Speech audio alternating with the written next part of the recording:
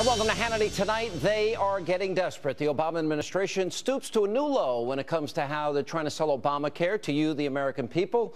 Now, in just a moment, the great one, Mark Levin. He'll join me live from his bunker. But first, here's the backstory. Yesterday, Health and Human Services Secretary Kathleen Sebelius announced that the administration is partnering with the Young Invincibles for a, quote, Healthy Young America contest. Well, let's listen to her explain it. It's a new, exciting online video contest.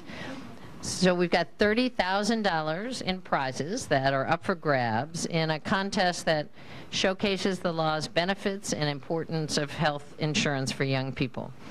We're encouraging folks to create a song or a graphic or a video about the law's benefits, like staying on the parent's plan until they're 26, not being denied coverage because of a pre-existing health condition, or staying healthy with free preventive services. All right, let me get this straight. The administration is willing to give away $30,000 to try and have young people convince their peers that Obamacare is good for them. This is nuts. All right, joining me now, the author of, it's been #1 now on Amazon for over a week. It's called The Liberty Amendments, the great one, Mark Levin, joining us from his bunker in an undisclosed location. Sir, how are you? I'm good. How are you, Sean? I guess next they'll be singing songs to Castro after this, Mark. Yeah, why not? I mean, we're adopting the Castro agenda, aren't we? Obamacare is not only is it a complete disaster, but I'm afraid, Sean, we're never going to get rid of it because the Republicans don't want to get rid of it. And instead of taking on Obama and taking on the left, they're taking on the conservatives and the constitutionalists and attacking them, telling us to wait till tomorrow and the next day. These French Republicans, they're always surrendering. And the fact of the matter is, if they're not going to use the power of the purse to at least attack the discretionary funding, or if they're not going to use the power of the purse in the House to pass a continuing resolution that funds part of the government but not this part of the government, what's left? Once this thing is instituted, it's not going to implode. I hear this, oh, the law's going to implode. Have you ever heard of an imploding law? No, never. You have to repeal a law. You have to defund a law. Laws don't implode. I don't even know what they're talking about. Well, for me, Mark, they say they're, yeah. This is a line in the sand because every one of these guys ran on repealing Obamacare and replacing it, every one of them. And I know the House, they had all these, I guess, symbolic votes to repeal it, but none of them had teeth in it. Now's a moment of truth. And if they don't do it, as far as I'm concerned, they're not any better than the Democrats because they're not even fighting. They don't represent anything different. And they won't even fight. I mean, you got to give this to the left. They never give up. They fought for 100 years for government-run health care. These guys can't even fight for 2 weeks. All the government might shut down, and we'll get blamed for it. See this list here? Sorry, I left my 3rd grade whiteboard at home. I actually graduated high school and I use what's called paper. See this list here? These are all the times the federal government has been shut down. Republican presidents, Democrat presidents, Republican houses and Senates, Democrat houses and Senate. They talk about a political catastrophe if we shut down the government like we did in '95 and '96 for 3 weeks. Sean, we gained 2 seats in the Senate, lost 9 in the House after a big House win. These were soft House seats.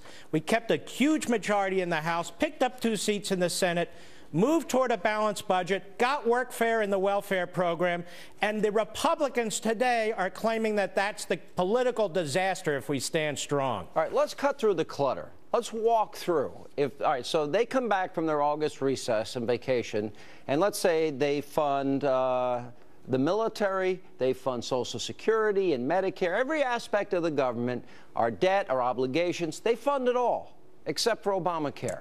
Then they send it over to the Senate, the majority. They have the power of the purse in the House.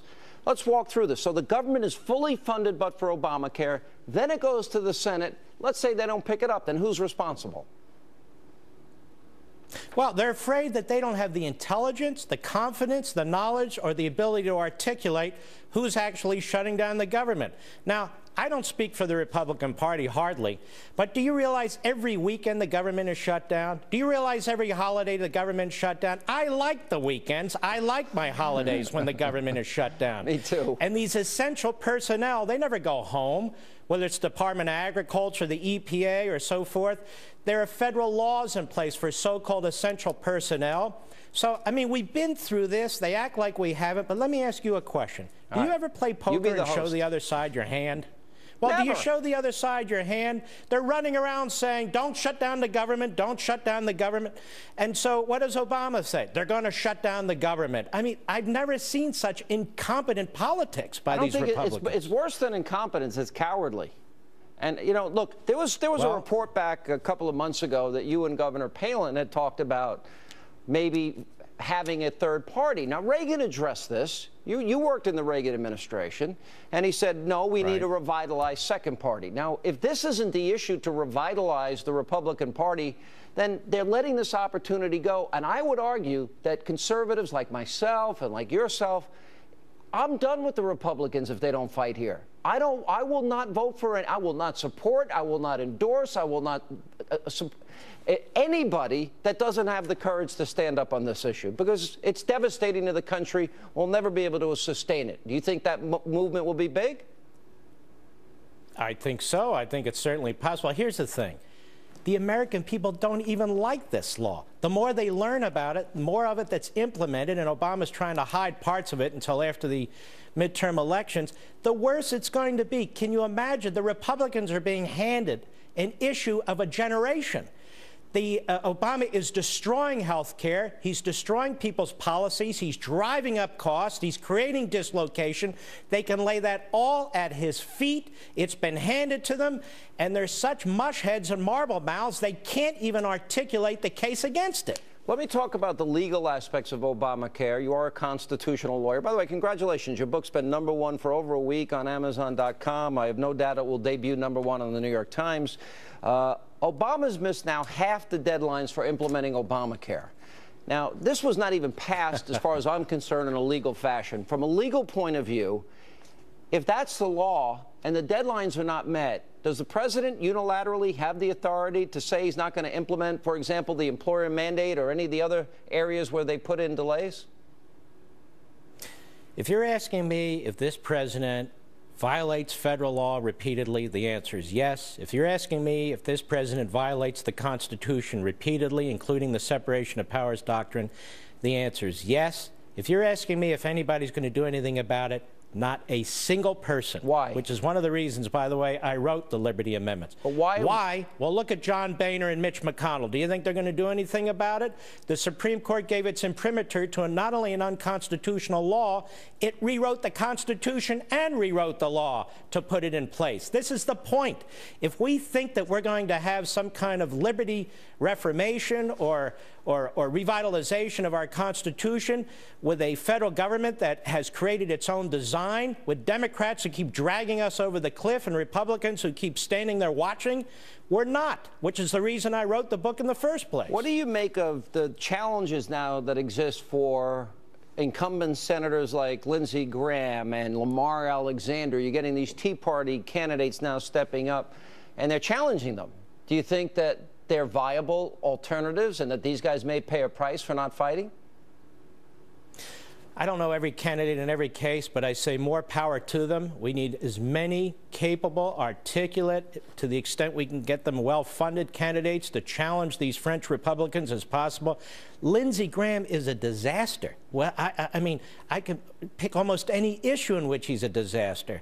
Lamar Alexander is one of the most liberal Republicans in the United States Senate. I don't even know what this guy stands for. Let me play devil's advocate. What do you say to all those people that say, well, those moderates, they're the ones that can get elected, and the Republicans need to be more moderate, which I don't believe, by the way. But what do you say to those? Because I hear it all the time. I hear it said on this network. You mean what I have we can only elect moderates? They say it. What? Right. We can only elect moderates from South Carolina, Tennessee, and Kentucky? I don't think that's accurate at all. We can elect solid conservatives from those states, and in the past we have. What happens is these guys, they get to Washington, D.C., and immediately, boom.